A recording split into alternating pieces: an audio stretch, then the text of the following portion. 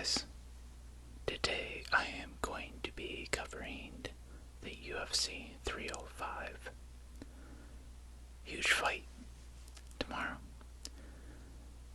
As I said in my last video, I am a huge MMA fan, so for the people who are living under a rock, the UFC is like the biggest organization.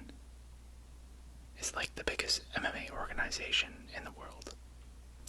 It's been around for like over 30 years. So, while I do that, I am going to bring myself a little beverage. Sugar-free Canada Dry. I don't drink pop often, but I figured I'm going to talk with you guys for a little bit, and I thought get a little bit of the sounds going with the pop can and everything. So, alright, so before I cover, and I'm only going to cover the main card, guys, I'm not doing the whole card, that's going to take me forever, and because I'm a huge fan, I'm going to yap about each fight for like 10 minutes, so I don't want to do that. So, I don't want to be running out of time, so let's get this pop open first off.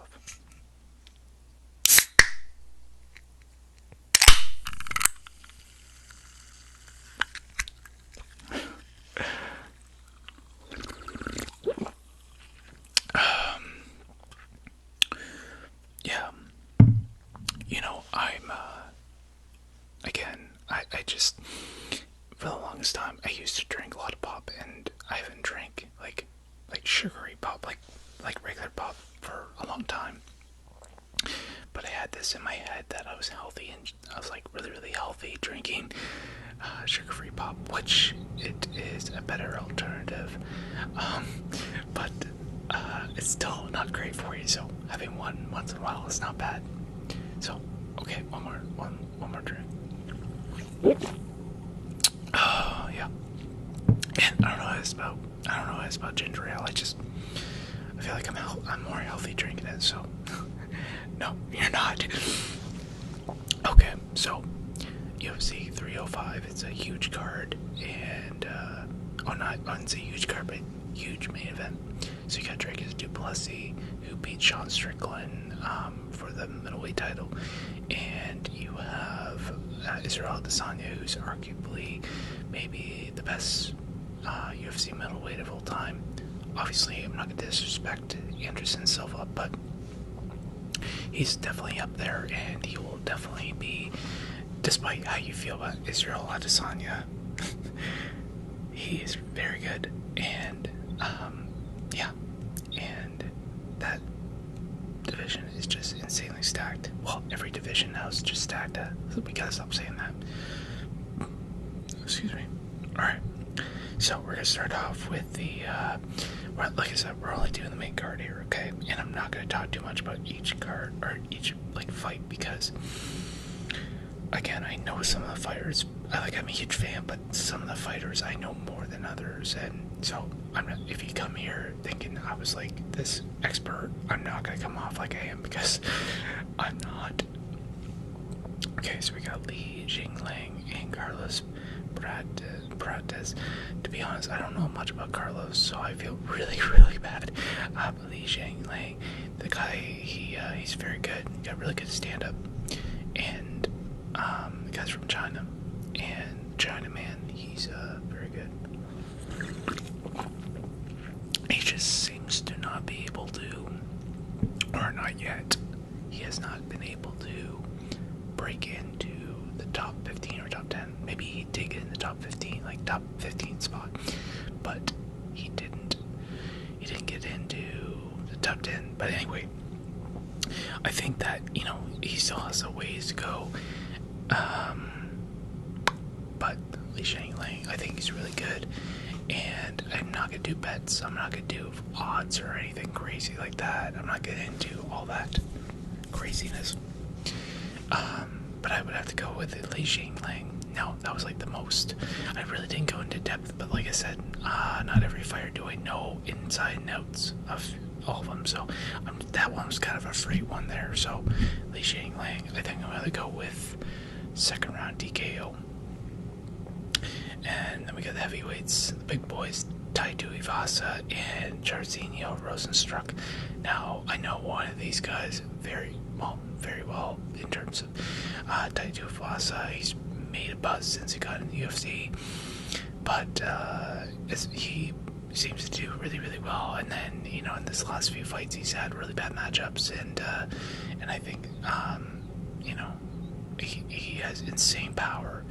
And he's done a lot of good things. I believe the one fight he had with, oh jeez, there's so many good fighters and so many heavyweights. The Black Beast, Derek Lewis, that was great. That was a great win for him. And then I think after that he's been a bit of a losing streak. Maybe I'm wrong. Correct me if I'm wrong. But he's got Jairzinho Rosenstruck, who is also pretty dangerous, but I don't know what kind of ceiling he's got, because he's been in that mix of the top 10, but he just seems to not be able to get himself to that title picture. And I think that Tai Tuivasa is also in that same spot.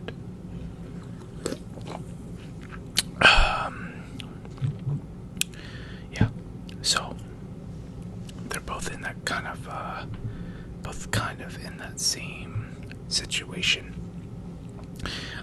This is definitely probably going to be a stand-up fight, and because they're both heavyweights, that's what the fans are going to want to see. So, in my opinion, it's going to be a stand-up fight, and because it is, I really do think that Tai Tuivasa is going to have more of the edge on the feet. And Tai Tuivasa, it's back home, so he's got the energy from the crowd, and that doesn't always do anything for you.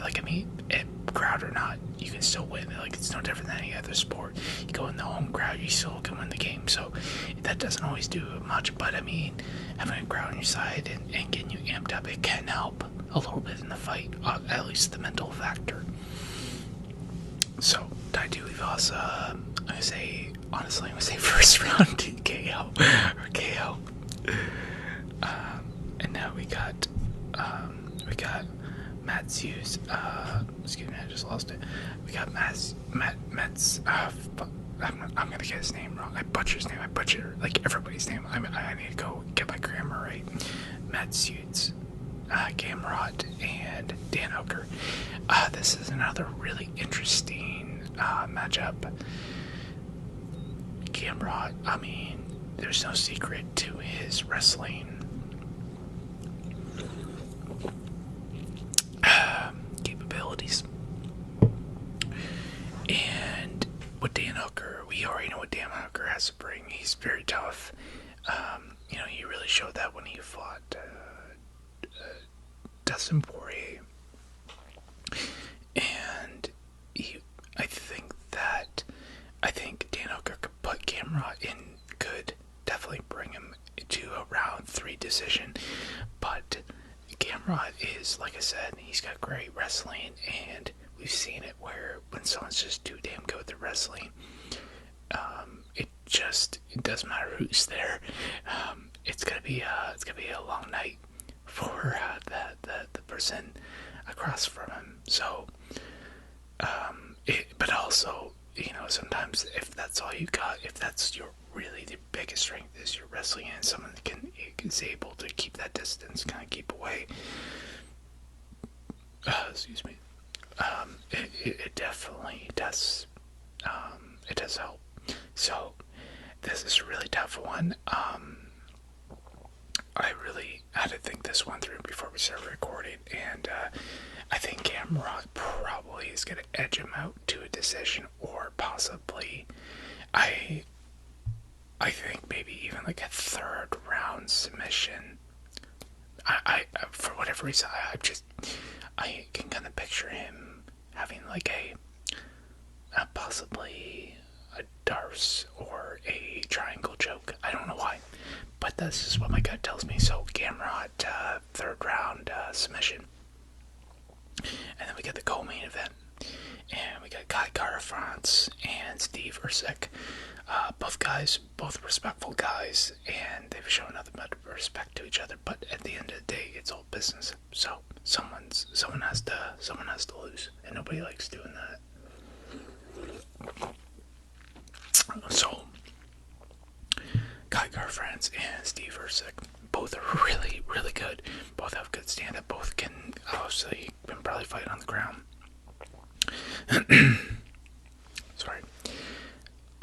With Steve Ercik's last fight, I mean, he was like ranked 10 and he got title shot, and the UFC doesn't typically do that. Now, obviously, there's decision making for reasons, but they obviously saw something in Steve Ercik that they knew he had potential to beat the champ. And with me, a lot of people that thought that actually Steve Ercik won.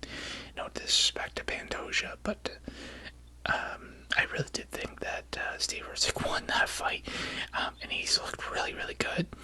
And you know, got Kai Kara-France, who obviously he trains with the Hooker and Adesanya, and he's also really good stand-up too. So this is gonna be a really good stand-up fight.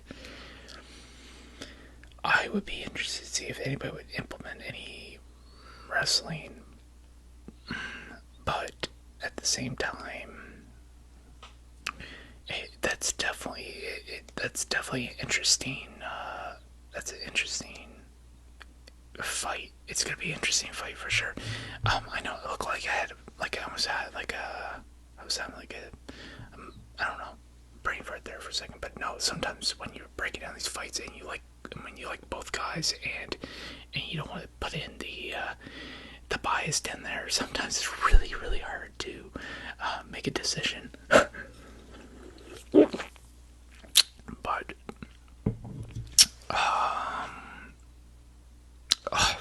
Jesus.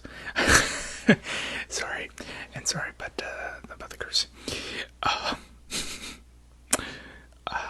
I think I have to go with Steve Ercik. Okay, no going back. Steve Ercik. I can't predict TKO or submission or decision. Actually, no. Either man, it will go to decision. There we go. That's fair. Okay, and moving on to the main event, we got the champion Dricus du Plessis and Israel Adesanya. This is also a really difficult fight to call because Dricus du Plessis has been doubted so many times, and he's really shown. Now, the last fight wasn't like it's not like he dominated Sean Strickland for 5 rounds, or he knocked him out, or submitted him, or anything. It was a close fight. Sean Strickland's really, really freaking good. But in terms of like advancement, he did exactly what he needed to do, is back Sean Strickland up after like round 2 or something like that, and he did that most of the fight, and he really took the fight to Sean. That's probably why he won. Unfortunately, it doesn't look good in the judges' eyes when you're backed up on your fight, even if you're throwing as much or almost as much or equal strikes. That's sometimes how the judge sees it. So in terms of that, Dricus, I never want to doubt Dricus, but he's also fighting this guy Israel Adesanya, who is a fucking, excuse me, I'm gonna apologize, try not to curse too much. I know I talked about that in my first video, but with Izzy, he is a master on the feet, and unless if Dricus backs him up just like Sean Strickland did, it'll be very interesting. But Sean also had the perfect game plan. Well, I don't know game plan, but he had the perfect style to kind of match with Izzy's, and sometimes that's exactly what you need. So it'd be interesting to see how Dricus is going to implement that game plan. If he's definitely can't back up Izzy, because he can't let Izzy pick off from, even though Izzy does like to counter strike a lot, which is a really good tool, weapon of his. But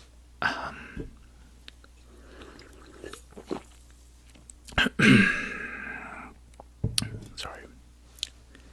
But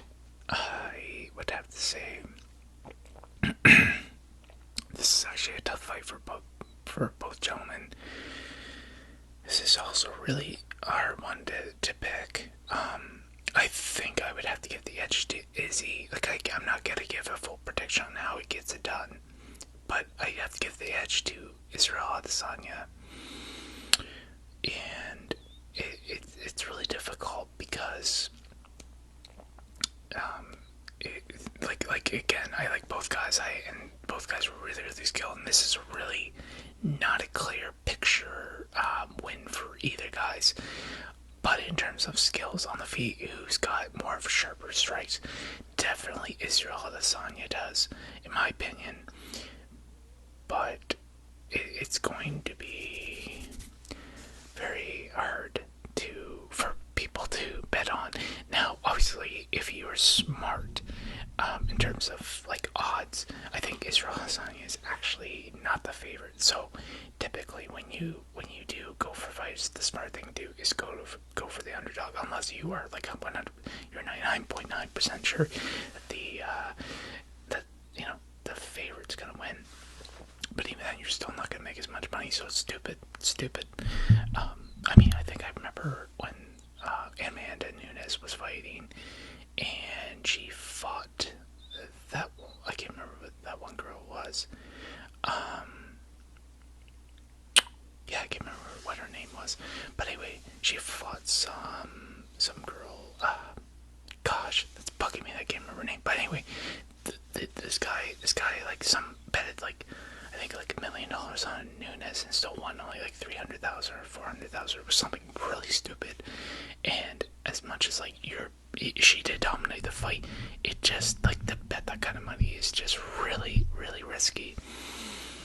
But yeah, with this fight, I think I give the edge to Israel Adesanya, but I'm not gonna say how he wins, or if he does win. But in terms of edge, I think the edge goes to Izzy. But with someone like Still Knox, I think he has a good game plan. I think he's got to bring to Israel, and if he beats Israel, I think he could be a really good champion. But then he's got to fight Sean Strickland again, so it's not like he has any easy fight coming up, or any title defenses that are going to be easy. So, good luck to both men. I think this is going to be a really good card, and if you don't know what the crowd is like in New Zealand, it is insane. I've never been there, but watching just the events is just insane. It's crazy. And I'm really excited to watch it, and I think that you guys are going to enjoy it. So, guys, tune in tomorrow night. It's still at 10 o'clock Eastern Saving Time, and wherever else you are, subtract that or add on to that. I don't know. But guys, this is the end of my video. So thank you for watching, and we will see you in the next video. So please like and subscribe. I appreciate the support. Thanks. Alright, see ya.